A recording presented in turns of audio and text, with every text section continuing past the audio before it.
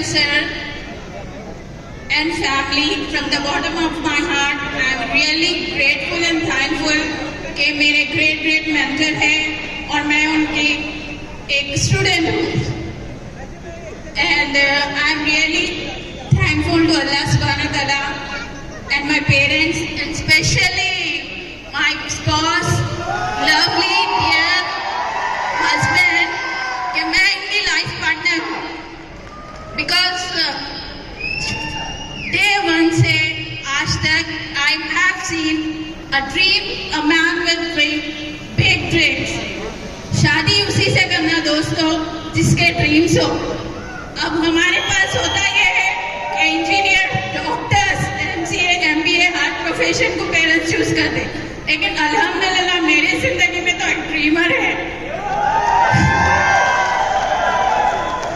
Bye qualification मैं BSc BEd हूँ and I am a homemaker. Back to my lovely and dear husband, and really I am thankful to all my team and uplines, and especially Mr. Kulkarni sir and Sheila ma'am for all their love and support. Thank you so much. Back to my husband. Thank you. Elanganu Hyderabad. पीछे Hyderabad. Great. मेरा नाम thank you Syed Jamaluddin Qadri है. Time बहुत कम है. वैसे तो मैं बहुत बात करता हूँ, बट आज जब मैं ये स्टेज पे आया तो जो सेलिब्रिटी की फीलिंग विनिंग टीम ने दी है उससे मैं सब भूल गया, ब्लैंक हूँ. तो I am really thankful to winning team, पूरा स्टाफ और SP Bharal sir and family, जिन्होंने इतना सुंदर सिस्टम बनाया जो आपको न सिर्फ आपकी मेहनत का रिवॉर्ड मिलता है वेस्टीज से, उससे ज्यादा जो आपको मिलता है वो है रिकॉग्निशन जो विनिंग टीम देती है. अगर आपको ये विनिंग टीम का रिकॉग्निशन चाहिए तो आपको एक ही काम करना होगा. पता है क्या? वेस्टीज में लग जाना होगा काम करने के लिए. वो काम कर लीजिएगा, ऑटोमेटिक आप विनिंग टीम को देखेंगे, वो आपको रिकॉग्नाइज करेगी. तो बाय क्वालिफिकेशन में MCA और MBA हूँ और ट्रेडिशनल बिजनेस में हूँ. मेरे कुछ स्कूल्स हैं और दूसरे कारोबार हैं. उसके साथ साथ वेस्टीज भी मैं बहुत पैशनेटली बिल्ड करता हूँ. जैसा मैं हमेशा बोलता हूँ कि मेरे 5 बिजनेस हैं, जिसमें सबसे छोटा वेस्टीज लगता है, बट ये बहुत दूर जाने वाला है, इसीलिए मैं इसके पीछे पड़ा हूँ. राइट, ये बात आपको समझ चाहिए. मैं ये बिजनेस इसलिए चालू किया क्योंकि ये बहुत कॉमन सेंस का बिजनेस है. अगर दुकान बदल करके अगर आप पैसा कमा सकते हैं और इतनी इज्जत और शोहरत कमा सकते हैं, इतने लोगों की मोहब्बत और प्यार पा सकते हैं, तो क्यों नहीं करना चाहिए. राइट, तो ये कॉमन सेंस का बिजनेस इसलिए किया. दूसरा रीजन, ये इस बिजनेस में जो पैसिव इनकम है वो शायद आपको, मेरे बता रहा हूँ ना, वेस्टीज सेट के दूसरे जो कारोबार है मुझे पता है उसमें आपको पैसिव इनकम नहीं मिलती. ट्रेडिशनल बिजनेस में आपको पैसिव इनकम नहीं मिलती. जिस दिन आप खत्म हो जाते हो उस दिन आपका बिजनेस स्लोली खत्म हो जाता है. एकदम नहीं होगा बट स्लोली खत्म हो जाता है. तो मैं अपनी अगली पीढ़ी के लिए, उनके बाद की पीढ़ी के लिए अगर कुछ वैल्यूएबल और क्रेडिट क्रिएट करना चाहता हूं तो वो वेस्टीज और विनिंग टीम का प्लेटफॉर्म था. वो मुझे समझ में आ गया था. तीसरी और इम्पोर्टेंट बात जिसकी वजह से मैं वेस्टीज बिजनेस में हूँ, मेरे स्पॉन्सर कुलकर्णी सर हैं. वो मेरे स्कूल पर 4 बार आए. चौथी बार में उन्होंने हिम्मत की प्लान दिखाने की, और जब चौथी बार जब उन्होंने हिम्मत की प्लान दिखाने की, क्योंकि वो हमारी पुरानी गुरु की कंपनी में वो मेरे अपलाइन थे प्लैटिनम, और हमसे अच्छी बनती थी दोनों की. तो वो जब मेरे को बात शुरू किए तो मैं उनको बोला, जैसे कल कोई बोल रहे थे काटेंगे उंगली तो खून क्या निकलेगा, वही खून निकले. राइट, तो मैं आज स्टेज से सॉरी बोलना चाहूंगा हमारे कुलकर्णी सर को, क्योंकि मैं एक बात उनको बहुत क्लियर बोल दिया था. सर, अगर वो गुरु की कंपनी से हटके कुछ आप बात कर रहे हैं तो मैं तो नहीं करने वाला हूँ. मैं पैदा हुआ था इस कंपनी के लिए और मरूंगा भी उसी कंपनी के साथ. तो आप कुछ और बात करना है तो करिए. उसके बावजूद कुलकर्णी सर बहुत स्मार्ट है, परसिस्ट करते गए, और उसके बावजूद उन्होंने एक कंपैरेटिव प्लान दिखाया. वो जैसे कल बता रहे थे, कंपैरेटिव प्लान सबकी आंखें खोल देता है. कंपैरेटिव प्लान देखने के बाद मैं भी रुक नहीं पाया, बट मैंने इस चीज का इजहार नहीं किया कि मैं वो कंपैरेटिव प्लान से इम्प्रेस्ड हूँ. लेकिन मैंने क्या किया, कुलकर्णी सर पे एहसान करने के तौर पर मैं साइन किया कि चलो दोस्त बोल रहे हैं सर, आप बोल रहे हैं ना, कर लेंगे. थोड़ी देर पहले तो नहीं बोल रहा था वो. राइट, तो आप बोल रहे हैं मैं कर लेता हूँ करके मैंने उन पे एहसान करने के लिए वो साइन की थी, कुछ प्रोडक्ट्स मंगाए थे। बट आज मुझे पता चला, और जिस दिन मैं कामयाबी का इस बिजनेस में मज़ा चखना शुरू किया, उस दिन से मुझे पता चल गया कि उन्होंने मुझ पे एहसान नहीं किया है, मैंने उन पे एहसान नहीं किया है, उन्होंने मुझ पे जिंदगी का सबसे बड़ा एहसान कर दिया। सोचिएगा, आप भी जिनको बिजनेस में लाते हैं, चाहे वो सामने वाला कुछ भी बोल ले, बट एक दिन उसको भी यही एहसास होगा कि आपने उसकी जिंदगी पे एहसान कर दिया। न सिर्फ उसकी जिंदगी पे, आने वाली 3 पीढ़ियों पे एहसान कर दिया। ठीक है, तो वो ऐसी शुरुआत हमारी हुई। आसान नहीं था बिजनेस, लोग बोलते हैं बहुत आसान था, मेरे लिए आसान नहीं था। उसकी एक अलग रीजन है, क्योंकि मेरे पास ऑलरेडी बहुत पैसा, दूसरा बिजनेस, और कामयाबी जब आपके पास होती है ना, good life, so called good life, तब आपको मुश्किल कर देती है गुड लाइफ, ग्रेट लाइफ की तरफ जाने में। तो मेरी गुड लाइफ हमेशा मुझ में रोड़े डालते आई है।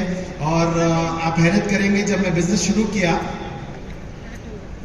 मैंने एक बात समझ गई थी कि फर्स्ट 90 डेज बहुत इंपॉर्टेंट होते हैं। कोई भी बिजनेस आप सेट करते हो तो जो जितने नए लोग हैं, आने वाले 90 दिन, हमारे पास मिशन 90 डेज भी होता है, राइट? तो ये 90 दिन का जो फॉर्मूला है मुझे पता था।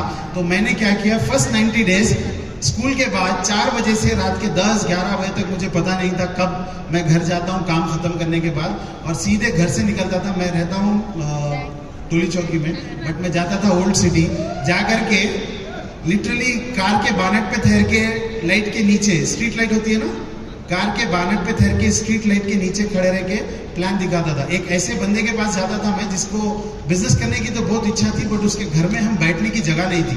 तो हम उसके पास जाते थे, उसके घर के पास जो भी स्ट्रीट लाइट होती थी वहां मेरी कार पार्क करता था, वो 4-5 लोगों को बुला लेता था और हम लोग खड़े रह के प्लान दिखाते थे। आप यकीन मानिए, उस मेहनत का फल मुझे ऐसा मिला, लगातार काम करता रहा। उस लेग में 7वें डीप में एक DUCD है, करेक्ट? तो आप काम करते रहेंगे ना, जैसे कल डेप्थ के बारे में बात हो रही थी, काम करते रहेंगे, काम करते रहेंगे, काम करते रहेंगे। इसी को बोलते हैं PAC। आपको अभी लिखने का बता रहे हैं विनिंग टीम। पहले हमारे पास PAC नहीं हुआ करता था, हम काम करते थे। आज आपको भी वही करना है, काम करना है, उसको रिकॉर्ड करना है। रिकॉर्ड किस लिए करते हैं हम? रिकॉर्ड इसलिए करना है PAC में, वो अपने लिए करना है। आपको अपलाइन को कोई रिपोर्ट नहीं दिखानी। आप जब काउंसलिंग में जब जाते हो अपलाइन के पास, आप जब आप नहीं, आप लोग अच्छे लोग हो, जो लोग बाहर हैं, जो बिजनेस कर रहे हैं, उनकी बात कर रहा हूँ। तो जो लोग रोते हैं ना कि मैं महीना भर काम किया सर, बहुत काम किया, बहुत काम किया, बट रिजल्ट देखो 100 रुपए का चेक। तो जब बोलते हैं ना, तो जब आप उनसे PAC बुक खींचेंगे, उनके पास की PAC बुक लेके पूछेंगे कि क्या किया, वो बोलेगा वर्बली बहुत काम किया, बट अब जो बुक खोलोगे ना, पूरी खाली होगी। तब आपको समझ में आएगा 100 रुपए का चेक क्यों आया। समझ में ये बात? तो इसके लिए होना है। तो जब आप अपनी PAC बुक खुद देखने के लिए होती है, जब आप देख लेते हो तो अपलाइन को समझ में आ जाता है कि आप काम कर रहे हो, और आपके अपलाइन को तो वैसे भी समझ में आ जाता है आपका चेक देख करके कि आप काम कर रहे हो या खाली बात कर रहे हो। सही ना? और डे 1 से आप यकीन मानिएगा, क्योंकि हम गोरों की कंपनी में थे, और उस कंपनी के भी बहुत ज़्यादा प्रोडक्ट्स मेरे घर में भी थे, क्योंकि वहाँ पे थोड़ा स्टॉकिंग का सिस्टम हुआ करता था। यहाँ पे हमारे पास 1 रुपए का प्रोडक्ट भी स्टॉक करने की ना इजाज़त है, ना करना चाहिए आप, ठीक है ना? तो अगर आज डे 1 से, जिस दिन कुलकर्णी सर ने मुझे पहली बार 5-6 हज़ार का कुछ सामान ला करके दिया, उस दिन से लेकर के आज तक, इनफैक्ट मैं हर मीटिंग में चैलेंज करता हूँ, मेरे घर आ जाइएगा, मैं 100% यूजर हूँ। क्या आप 100% यूजर हैं? तो सिर्फ वक्त की बात होगी कि आप वहां से यहाँ पे आएंगे, सिर्फ वक्त लगेगा थोड़ा सा, वहां से यहाँ आएंगे आप, अगर आप PAC कर रहे हैं और 100% यूजर है। मेरे घर आइएगा, मैं 1 लाख रुपए का चैलेंज रखता हूँ। मेरे घर के बाहर के टेबल पे मैं आपको 1 लाख रुपए रख दूंगा। घर में आपको इजाजत है, कहीं भी चले जाइएगा। अगर आपको कोई भी वेस्टीज का कॉम्पिटेटिव प्रोडक्ट मिल गया, तो आपको 1 लाख रुपए वो प्रोडक्ट को उठाना है, वो 1 लाख के पास आना है, मुझे कुछ नहीं बोलना है। प्रोडक्ट को रख दीजिएगा 1 लाख के सामने और 1 लाख उठा लीजिएगा, चले जाइएगा। ये मैं आज भी चैलेंज करता हूँ, आपको भी चैलेंज है, राइट?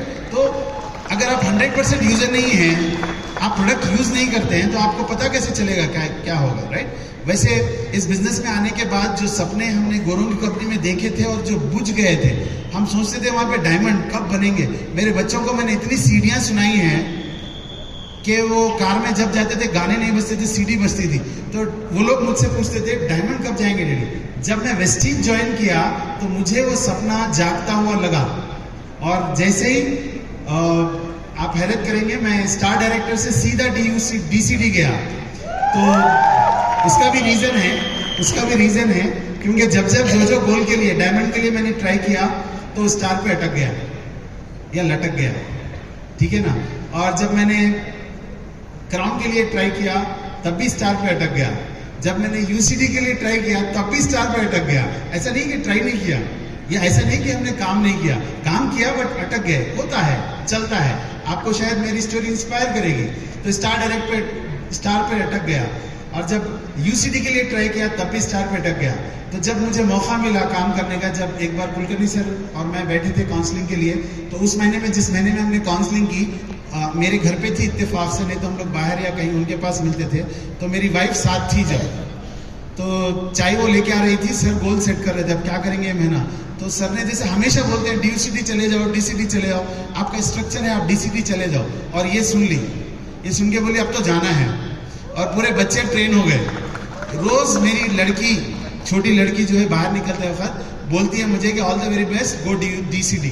रोज बोलती थी, आज भी बोलती है, जबकि उसको पता नहीं। आज सुबह में जब बोला वो DCD का वो बैच देखी तो बोली कि आप DCD हो गए। बोला हो गया, राइट। तो रोज वो लोग मुझे बोलते थे। और उस महीने मैंने सुबह नहीं, शाम नहीं, दिन नहीं, रात नहीं, मेरा ऑफिस नहीं, कुछ नहीं, मैं बोला करके निकलना है। क्योंकि अब बात फैमिली पे आ गई थी, फैमिली को पता चल चुका था। तो मैं लग गया। और उसी महीने में मैंने डायमंड नहीं मारा क्योंकि डायमंड ने मुझे सताया था। क्राउन नहीं मारा क्योंकि क्राउन भी मुझे सताया था। UCD भी सताया था। तो मैं बोला DCD कुलकर्णी सर ने अगर सेट किया है तो सही सेट किया है, मैं डायरेक्ट DCD ही जाऊंगा। और DCD ही गया। तो आप 100% प्रोडक्ट यूज और PAC करेंगे। और आप अगर CEP पे रहेंगे, CEP इसलिए जरूरी है क्योंकि आप फोन चार्ज करते हैं ना। जमाल जी सर। तुम वो सुनाओ कि जब तुम कोविड में थे, तब तुमने जो डिसीजन किया और तुम्हारे बच्चे बाहर थे। कोविड में मैं भी घर पे था और हॉस्पिटल नहीं जाने का डिसाइड किया। हालांकि हॉस्पिटल से मेरे बचाने थे तो कॉल्स आ रहे थे एडमिट हो जाओ। तो मैंने नहीं, घर पे रह के करूँगा। तो डॉक्टर ने कंसल्ट किया।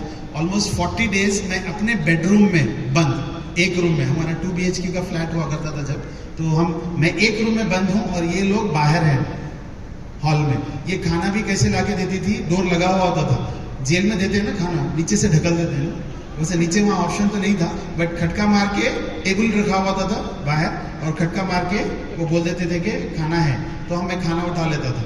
40 डेज मैंने इन लोगों को देखा नहीं। एक बार शायद 35 डेज के बाद एक वीडियो कॉल करके दोनों तीनों से बात किया, बच्चों से और इनसे। आप हैरत करेंगे, जब मैं कोविड में था मैंने सेंस ऑफ अर्जेंसी फील की। आपको पता नहीं, ये सेंस ऑफ अर्जेंसी इतना वायरल से समझाते हैं, वो नाड़े का वो बताते हैं कि अगर आपको मोशन से नाड़े का है, उससे ज्यादा सेंस ऑफ अर्जेंसी मैंने तब फील की कि अगर मुझे कुछ हो जाता है तो मेरे बीवी और बच्चों का क्या होगा। और उस सेंस ऑफ अर्जेंसी से मैंने वहीं बैठकर रूम में, क्योंकि काम कुछ भी नहीं होता था, दवा खाना खाना टाइम टू टाइम, वजन कम हो रहा था, खाना खा रहा था टाइम टू टाइम, दवा खा रहा था, तो वहीं डायरी लेकर के मैंने लिस्ट बनाना शुरू किया, कॉल करना शुरू किया। वही रूम से मैंने कुछ लोगों को स्पॉन्सर करना शुरू कर दिया। आप सोचिए, सेंस ऑफ अर्जेंसी वो होती है जो आपको तभी का तभी काम पे लगाती है। आप बोलेंगे तब नहीं होगा। आप हैरत करेंगे, मैं जब कोविड से बाहर आने के बाद भी बाथरूम का दरवाजा कभी लॉक नहीं करता था मैं अंदर से, क्योंकि कई बातें हमको सुनने में आती थी कि कोविड से रिकवर होने के बाद भी कुछ हो जाता है ऐसे वैसे, तो लॉक नहीं लगाता था। मैं बोलता था खुला है, कुछ अगर ज्यादा देर अंदर हूं तो खोल के आ जाना, राइट, वो होता था। तीसरी चीज मैंने क्या कि मेरे पूरे बैंक के डिटेल्स, कभी हम बताते नहीं ना, शौहर लोग, हस्बैंड्स, अच्छे वाले हस्बैंड्स, कि हम कहाँ पैसा छुपा रखा है, क्या है, तो मैंने सब उनको टेक्स्ट कर दिया कि मेरे अकाउंट्स ये है, इसमें इतना पैसा है शायद, और नहीं, मुझे बैंक बैलेंस पता नहीं है एक्चुअली, ऑनेस्टली, तो शायद के हिसाब में डाल दिया। तो डाल दे के पासवर्ड डाल दे के मैं बोला ये है, जस्ट इन केस आपके हाथ में हिसाब में रखो, देना किसको भी नहीं है, आना यहाँ से है, बोल के बता दिया, ठीक है ना। तो बस सर यही थी, सेंस ऑफ अर्जेंसी के साथ अगर आप काम करेंगे, विनिंग टीम का ये स्टेज आपके लिए इंतजार कर रहा है। Are you ready? Hyderabad, are you ready? Welcome to winning team stage. Thank you.